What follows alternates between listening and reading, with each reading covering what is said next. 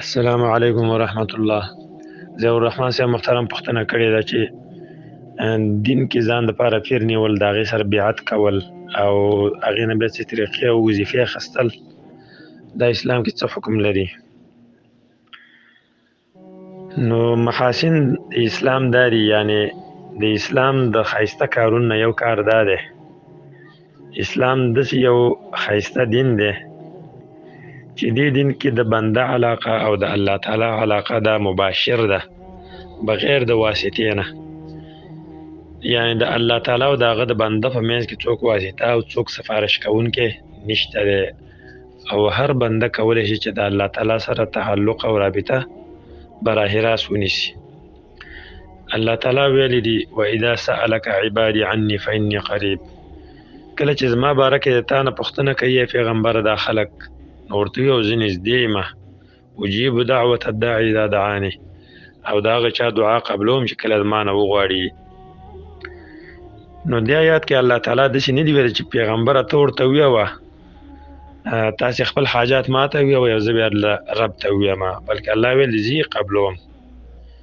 او بل آیات کې الله وایي ادعوني استجب لکم، زما نه دعا وغواړئ براه راست زه یې درله قبلوم. او دغه عقیده ساتل دا د عقیدې د توحید د مقتضیاتو نه دي. یعنی مؤمن سړی به په دې معنی عقیده لري چې الله تعالی یو دی، الله تعالی یوازې خالق او مالک دی، الله تعالی صمد او بې پروا ذات دی، او د الله تعالی نه چې څومره سیوا نور مخلوق دی هغه ټول محتاج دي، ټول کمزوري دي، او د هغوی په واک او اختیار کې هیڅ یو کار نشته دی، تر دې چې الله تعالی خپل نبی ته وایي لیس لک من الامر شیء، ستا په واک کې شی نشته دی چې ته دا خلک یا مسلمانان کې یا د کافر کې. نو د دې عقیدې په بنیاد باندې هیڅ چاته دا حق نشته د انسانانو نه چې هغه د وساطت او د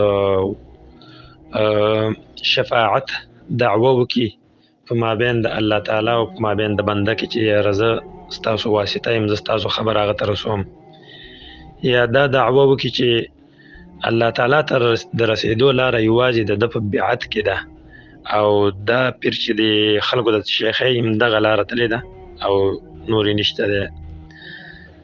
دا په دې کارونو سره دوی الله تعالی هغه لاره قطع کوي چې الله تعالی ویلی دي ادعوني استجب لکم، ما نه وغواړئ زه یې قبلوم. نو دوی راپاڅېږي وایي چې نه تاسې ما ته ووایئ زه د الله تعالی ولی یم او زه یې نازولی یم. ډېر خلک دا عقیده لري چې دا د پلانې د الله تعالی ولی دی او نازولی دی، ته یې ده ته ووایه او دا به الله ته ووایي. نه دا خبره غلطه ده او دا شرک اکبر دی، او په دې شرک کې د مکې مشرکان اخته وو. او دا کارونه د پیرانو په نامه چې کوم خلک دی دا مستکبرین خلک چې تکبر والا دي او په خلکو باندې دا لازموي، خلکو ته په خیال او وهم کې دا ور اچولې ده چې علم او اخلاق او تزکیه او ولایت د الله تعالی دوستی او دا نه حاصلېږي مګر د دوی سره په بیعت کولو باندې، چې دوی سره د بیعت وکړو نو ته به د الله دوست شي او ستا د نفس تزکیه به وشي او اخلاق به در پکې راشي او علم به در پکې راشي. او دا په دې باندې راځي چې د دې پیرانو د حرکاتو او سکناتو تقلید وکړي، او دا خبره غلطه په دې معنی ده چې دا کار غټو صحابه نه دی کړی چې هغه یقیني د الله تعالی اولیاء یقیني نیکان او جنتیان خلکو، هغوی دا کار نه دی کړی چې ځان دپاره څوک پیر نیولی دی، ځان دپاره مرشد نیولی دی، سیوا د رسول الله صلی الله علیه وسلم نه چې هغه د دې ټول امت مرشد او لارښود دی. هغې موږ ته هر څه راښودلی دي، خیر یې راته راښودلی دی او شر یې راته راښودلی دی. نو اوس د هر انسان خپله خوښه ده چې خیر غوره کوي او که شر غوره کوي. الله تعالی هم وی وهدیناه النجدین، موږ دوه لارې دې خلکو ته ښودلي دي چې په هره لاره باندې ځي. حدیث کې راغلی دی ابو هریره رضی الله عنه وایي چې رسول الله صلی الله علیه وسلم یوه ورځ ودرېده او خطبه کوله، تقریر یې کوو.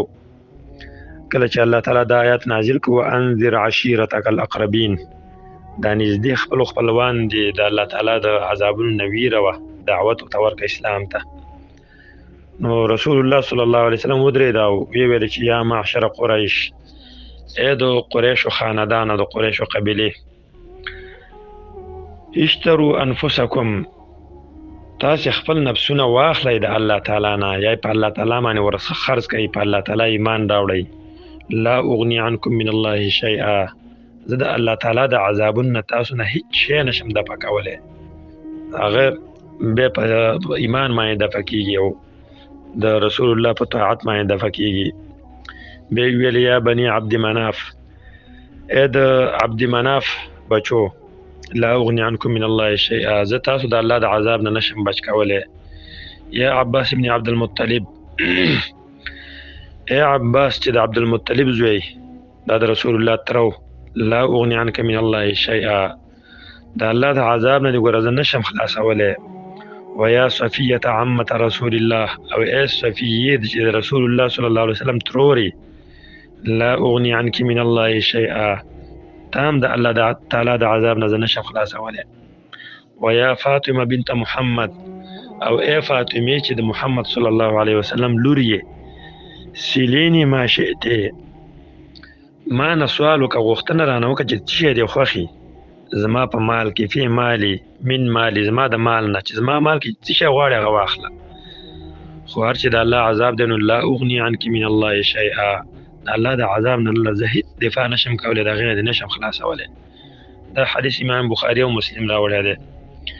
او هر چې دا پیران دي مرشدان دي دوی چې خلکو سره بیعت کوي، خلکو باندې دا لازمه کوي چې تاسو زمونږ تقلید کوئ، دا کوم وظیفې ورته ورښیي چې دا ذکر به دونه ځلې وي او دا به دونه ځلې وي، او داسې کارونه ورته ورښیي چې په هغې باندې شریعت کې څه دلیل نه وي، او ورسره دا خبره ورته کوي چې د الله تعالی د خوا باندې د هر څه زه ذمهوار یم. نو دا خبره صراحتا د دې حدیث نه مخالف ده، دا غلطه ده، او دا د حتی د شرک او د کفر خبره ده. او دې ته ورته یو بل لفظ هغه معلم او استاذ دی. اوس سړی به دین یادوي بغیر د استاذ او بغیر د معلم نه خو دین نه یادېږي، خو د دې استاذ سره دغه شان بیعت کول ناروا دي چې زه به ستا هر څه تابعداري کوم او هر څه به دې منمه. د استاذ نه سړی تعلیم حاصلوي، او تعلیم هغه تعلیم ته حاصلوي چې هغه د رسول الله نه ثابت وي. که داسې تعلیم د یو استاذ نه چا واخیسته چې هغه د رسول الله د احادیثو او د تعلیماتو مخالف و، نو هغې باندې به عمل نه کېږي. او هر چې پیران او مرشدان دي هغوی په د خپلو مریدانو باندې دا لازموي چې موږ درته څه ویو دا دین دی او دا د تاسو باندې فرض دی. بیا دغه مریدان که یوه مسله کې چېرته بند راشي نو هغوی وی چې زه ورځم خپل پیر نه پوښتنه وکړمه، تر دې چې کله څوک واده کوي یا بل یو کار کوي، یو کار باندې اقدام کوي، وظیفه اخلي، نو هغې کې وایي چې زه به د خپل پیر نه پوښتنه وکړم چې دې کې زما خیر دی که زما پکې شر دی. او د دغې دپاره شرعي طریقه رسول الله صلی الله علیه وسلم استخاره ښودلې، یو کار کې استخاره وکړه، د الله تعالی سره مشوره وکړه، 2 رکعته لمونځ وکړه او بیا مخصوص دعا ده هغه موږ مخکې ښودلې ده، هغه دعا وویوه. نو خلاصه دا ده چې په اسلام کې پیر نیول او هغې سره بیعت کول یا د هغې نه وظیفې اخیستل یا طریقې اخیستل دا اسلامي عمل نه دی. اسلام کې دا کار نشته، دا د خلکو ځان نه جوړ کړی شوی بدعات دي، او دې کې داسې اعمال کوي چې هغه شرک ته رسیږي او کفر ته رسیږي. نو د دې نه ځان ساتل پکار دي. والله تعالی اعلم.